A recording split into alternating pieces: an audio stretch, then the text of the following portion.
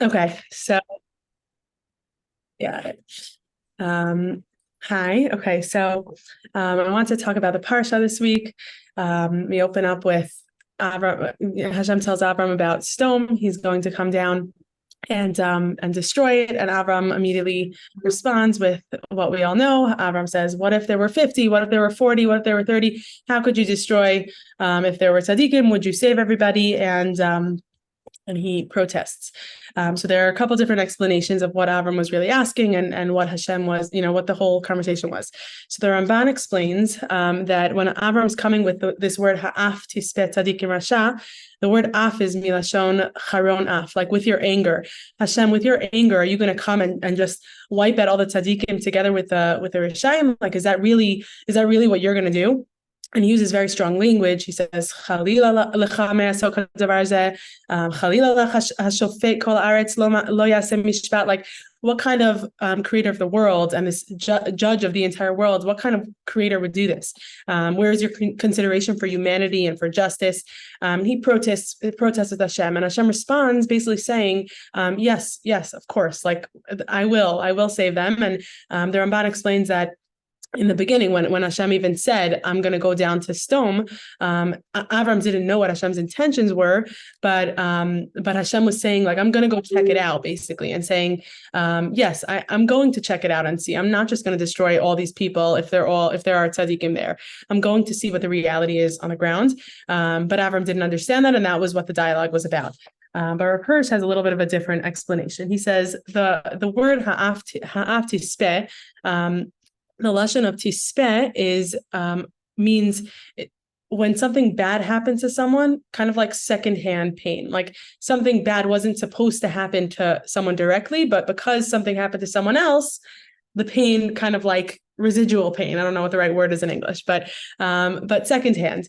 And so what Avram is saying is, of course, according to Rav Hirsch, of course Hashem's not going to be killing the innocent with all the Rishayim. Like Avram knew this, and Rav Hirsch says even the thought that innocent would not be saved would be a defamation of Hashem. Like that's not what Avram was arguing for. He knew that tzaddikim would be saved. He just was saying, "Are you going to cause all this pain to the tzaddikim by killing the Rishayim?" Now, what is he talking about? Or first explains, Avram knew what the nature of a tzaddik is. A tzaddik is not someone who, if he's situated with a bunch of Rishayim around him, he's just going to lock himself in his house and do the mitzvah and say, "Okay, they're on their own. They're going to get their own ish when the time comes. I'm just going to sit here and do good things." And like, that's just the reality. A true tzaddik is not going to do that. He's going to go out, he's going to teach them. He's going to try to be friends with them, show them what a good life is about and how to, have good midot and live in the Torah way. And Avram was saying, if like I was thinking of like, thinking the classic example is like a Chabad shaliach, right? They go out into the world, they're doing kiruv, and that's what Avram was living. He was living a kiruv life. And he was thinking in those terms. Imagine a tzaddik living in Stone, and all of a sudden Hashem comes and says, "You know what? You invested your whole life here. You sacrificed a lot, let's say Chabad Shaliach, 25 years without his family, without a Jewish community, without, a lot of things he sacrificed in order to be in the middle of nowhere." And Hashem says, "You know what? Sorry, like it failed. These people aren't doing a good job. We just need to destroy them. Like, sorry, too bad." And these are people that they connected with, that they taught, that they spent years and years giving to their community. With these people. And so what Avram is saying, like, Hashem, how could you do that to the tzaddik? And Rav Hirsch brings down the lashon that Avram says is lema'an chamishim tzaddikim, hatzaddikim. So the word lema'an, Rav Hirsch is very into like the definition of specific words and root words. So he says the lema'an is not the same as biglal. It's not in the zechut of the tzaddikim we should save the rishaim. Rav Hirsch says, for the sake of, or for the purpose of the tzaddikim, we should not kill the Rishayim, right? Like, in order to save the tzaddikim from pain, we should not kill the Rishayim. And when Hashem responds is not with the word lema'an. Hashem said, "Fine, if there are 50 tzaddikim or 40 or 30, whatever it is, I'm not going to destroy them." But he says ba'avuram, because of the tzaddikim. And what does this mean? Because the tzaddikim are able to live among the Rishayim, that shows that the Rishayim haven't hit rock bottom. They're able to tolerate tzaddikim on some level. They're able not to force them to stop, not to kill them, not to, make sure they're not practicing. And therefore I would save the Rishayim.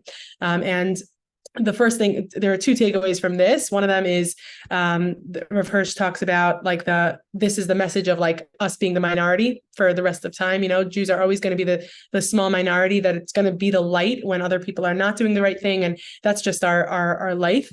But another message, and I'll just read it inside, and we'll end with this. Rav Hirsch says so beautifully, this whole dialogue, if we may call it that, between Avram and the judge of all the earth, is a guarantee of the godliness of the voice within us that appeals for justice. Although we are merely afar va'ether, our basis is dust and our end is dust. Not everything in us is dust and ashes. In this body formed of dust and ashes lives a spark of the creator of the universe, an echo of his spirit. Humanity and justice and all the spiritual and ethical qualities of mankind receive their eternal confirmation through his divine echo in man's heart.